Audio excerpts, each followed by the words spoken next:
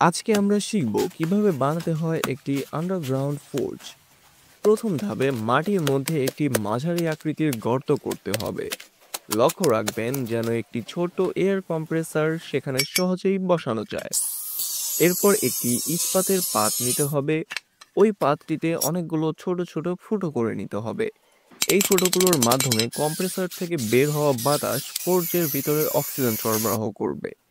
এরপর গর্তের চারপাশ শক্ত করে গেঁথে দিতে হবে ইট আর মাটির মিশ্রণে, যাতে তাপ ধরে রাখা যায় এবং ফোর্জ কার্যকরভাবে কাজ করতে পারে।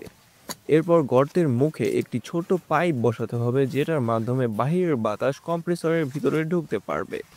সর্বশেষে গর্তের উপরের অংশ ভালোভাবে বালির সাহায্যে ঢেকে দিতে হবে, যাতে তাপ নিয়ন্ত্রণে থাকে এবং ভিতরের গঠন মজবুত হয়।